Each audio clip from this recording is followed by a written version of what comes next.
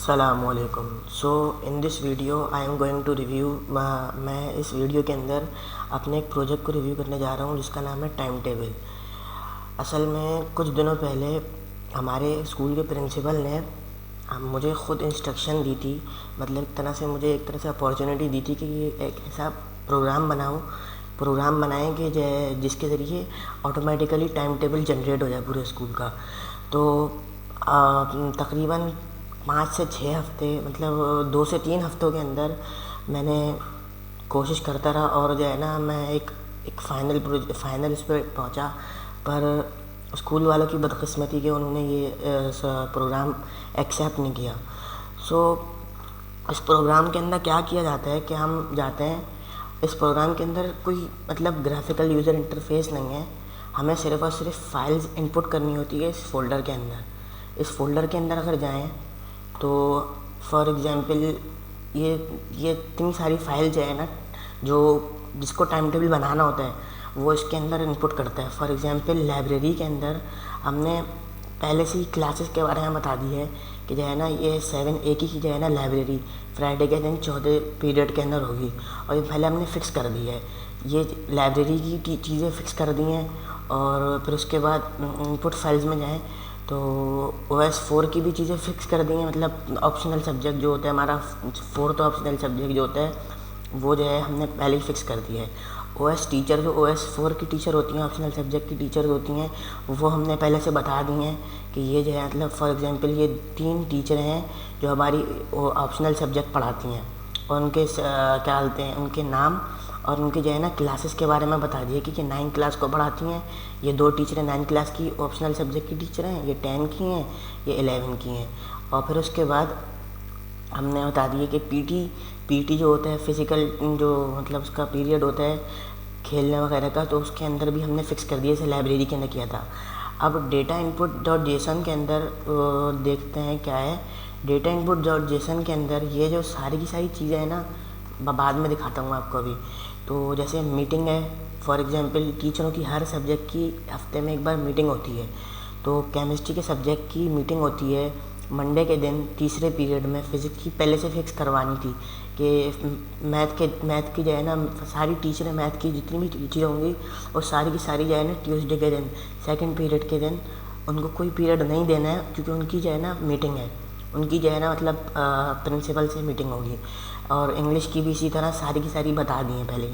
ये चीज़ मतलब जो हेड होता है उसको फ़िक्स करनी होती है। फिर उसके बाद जाते हैं पार्ट टाइम टीचर्स के अंदर। आप कुछ टीचर्स ऐसी होती हैं कि जो पूरे वक्त स्कूल मतलब हमें नहीं पढ़ाती हैं, उनके जो है ना कुछ ख़ास पीरियड्स होते हैं जिसके अंदर वो अवेलेबल होती हैं, और वो पीरियड्स हम उन्हें असाइन करवाते हैं।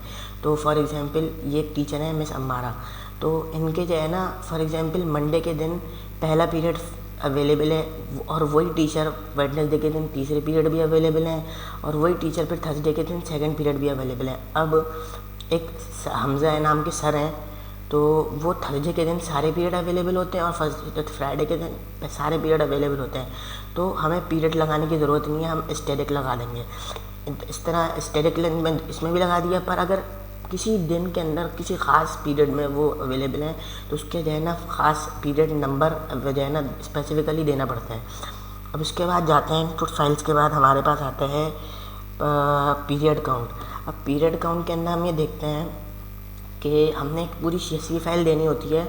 इंग्लिश के जो पीरियड होंगे ना 7A के अंदर वो 5 पीरियड ज़रूरी देने हैं, और इंग्लिश के 7B के अंदर 5 पीरियड ज़रूरी देने हैं। इस तरह इंग्लिश की जितनी भी पीरियड देने ना इन क्लासेस के अंदर, इनको इतने ज़रूरी पीरियड देना ज़रूरी हैं। और जो खाली हैं इसका मतलब है ये लोग ये वाला सब्जेक्ट परस्यू ही नहीं करते।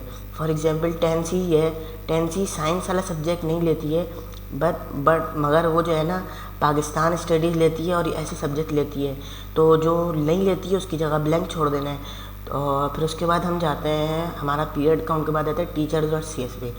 अब टीचर.csv के अंदर हमने ऐसे लिखा है, मतलब ऐसे इसको बना दिया है कि 7A के अंदर जो इंग्लिश पढ़ाती है ना वो मिस फरीहा है, और 7B में इंग्लिश जो पढ़ाती हैं वो मिस निम्रा हैं, और उसके बाद ऐसी सारी टीचर हैं। और जो क्लासेस के अंदर कोई पढ़ाते ही नहीं, फॉर एग्ज़ाम्पल 7A के अंदर पाकिस्तान स्टडीज़ नहीं होती है तो कोई पढ़ाता ही नहीं है, तो इसलिए उसको ब्लैंक छोड़ दिया है। उसके बाद हम जाते हैं टाइम टेबल डॉट जेसन के अंदर। अब मैं आपको बताया होगा डेटा इनपुट डॉट जेसन के अंदर क्या होता है। डेटा इनपुट डॉट जेसन के अंदर एक फ़ाइल बनाई थी मैंने ऐसी कि डेटा इनपुट डॉट पाई। इस वाली फ़ाइल के अंदर इन इनपुट फाइल्स को जो है ना, ये पाइथन फाइल है, ये इनपुट फाइल्स को सारी की सारी जो है ना अपने अंदर लोड करती है और डेटा इनपुट डॉट जेसन के अंदर जाके जो है ना उसको एक जेसन के फॉर्मेट में जाके सेव करवा देती है जो हमें नीड है, जिस फॉर्मेट की हमें नीड है। फिर उसके बाद हम क्या करते हैं, हमारी एक फ़ाइल है मेन डॉट पाई। मेन डॉट पाई के अंदर असल जो मतलब पूरी के पूरे प्रोग्राम का ब्रेन है वो है हमारी मेन डॉट पाई। मेन डॉट पाई क्या करती है, वो सारी की सारी डेटा इनपुट डॉट जेसन वाली फ़ाइल में से सारा का सारा डेटा लेती है और फिर उसके बाद हम क्या करते हैं, हमने एक फंक्शन बनाया हुआ है decide period, assign period. Assign period का ये फंक्शन जो बनाया, एक मिनट नहीं, असाइन पीरियड का नहीं, डिसाइड पीरियड का ये जो फंक्शन बनाया हमने, इसके अंदर हमारा असल एल्गोरिथम चलता है कि जिसके ज़रिए हम जो है किसी भी टीचर को कोई पीरियड असाइन करते हैं। इसके अंदर हम सब की सब चीज़ चेक करते हैं कि अगर क्लास के अंदर ये पीरियड अगर पहले हो गया तो वो पीरियड असाइन ना किया जाए, और अगर क्लास के वो मतलब फॉर एग्जांपल 7B के अंदर 5 पीरियड देने थे इंग्लिश के, पर 5 पीरियड तो मुकम्मल हो गए तो नहीं देने, अब उसको छोड़ देते हैं। और अगर टीचर क्या बोलते हैं, अगर वो सब्जेक्ट क्या बोलते हैं वो क्लास परस्यू ही नहीं करती तो हम उसको भी छोड़ देते हैं। मतलब हम सारे के सारे इसको फ़िल्टर आउट करते हैं। और अगर फिर देखते हैं कि अगर टीचर अवेलेबल है, कहीं ऐसा तो नहीं है कि वो टीचर किसी और क्लास के अंदर पढ़ा रही हो और उनको असाइन किया हुआ हो। और फिर उसके बाद हम देखते हैं कि अगर सबसे पहले हमने सब चीज़ चेक करने के बाद हम ये देखते हैं कहीं ऐसा तो नहीं है कि अगर क्या बोलते हैं इस वक्त के अंदर, मतलब इस स्पेसिफिक पीरियड के अंदर जो हमारी पार्ट टाइम टीचर थी, सबसे पहले हम देखते हैं अगर पार्ट टाइम टीचर हमारी फ्री है ना इस वक्त के अंदर, तो हम सबसे पहले उनको असाइन कर देते हैं क्योंकि पार्ट टाइम टीचर्स का हम बार बार असाइन कर नहीं सकते हैं और रिटर्न करवा देते हैं। और अगर पार्ट टाइम टीचर भी अवेलेबल नहीं है तो फिर हम जो है उसको अपनी सारी की सारी जो टीचर होती हैं, जो नॉर्मल टीचर्स होती हैं, उनको जो है ना उनकी प्रायोरिटी के तरीक़े देते हैं। फॉर एग्जांपल 7B के अंदर इंग्लिश के अगर 5 पीरियड्स हैं तो इसका मतलब है हमें पाँचों के पाँचों दिन इंग्लिश के पीरियड देने, सही है। तो पाँचों के पीरियड देने हैं तो इसका मतलब है जो सबसे ज़्यादा प्रायोरिटी इंग्लिश को मिल रही है, इसलिए हम इंग्लिश के बजाय हम किसी सोशल साइंस वगैरह को नहीं दे सकते। हमें देना है तो सबसे पहले इंग्लिश को देखना है, क्योंकि अगर इंग्लिश छोड़ दिया तो फिर ज़रूरी क्या बोलते हैं, अगर इंग्लिश एक दिन भी छूट गया तो इसका मतलब है इंग्लिश के नंबर ऑफ़ पीरियड कम हो जाएंगे। और फिर उसके बाद हमने फॉर एग्जांपल उसको हम वापस से एक फ़ाइल के अंदर आउटपुट डेटा डॉट जेसन के अंदर इन सब डेटा को सारे के सारे हमारे बनाए हुए मतलब पूरे के पूरे टाइम टेबल को हम आउटपुट डेटा डॉट जेसन के अंदर वापस से फीड करवा एक अलग फ़ाइल में डाल देते हैं।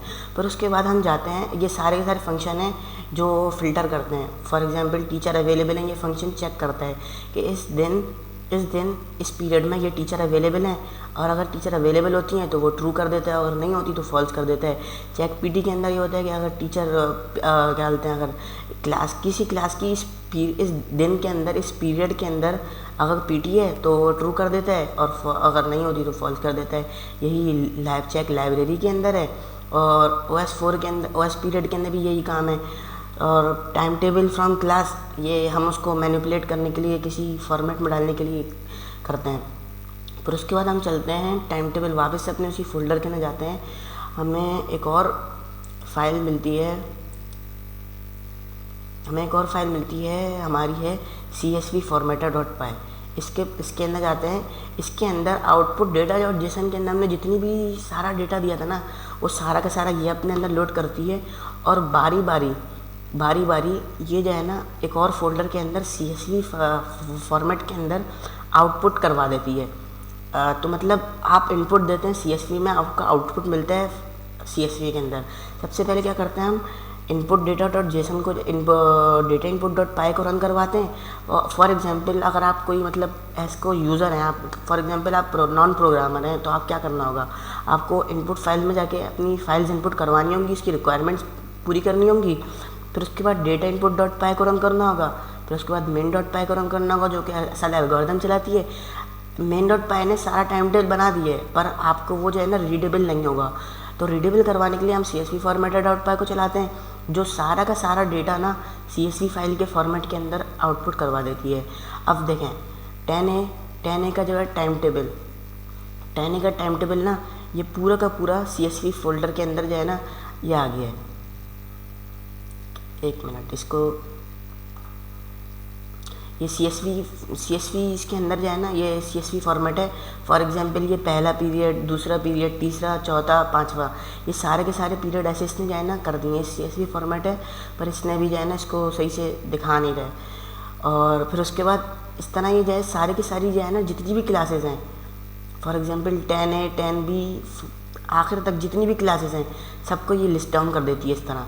फिर उसके बाद अगर हमें सब क्लासेस का एक साथ चाहिए तो हम grand.csv में जाते हैं, जिसके अंदर 7A का टाइम टेबल यहाँ पे मौजूद है, 7B का एक ही फाइल के अंदर सारे मौजूद हैं। और फिर एक चीज़ और चाहिए थी हमें कि जो है ना टीचर्स का टाइम टेबल हमारे पास मौजूद नहीं था। हमें क्लासेस का तो आ गया था पर टीचर्स का मौजूद नहीं था, तो उसके अंदर टीचर्स टाइम टेबल .csv है, इसके अंदर जाते हैं।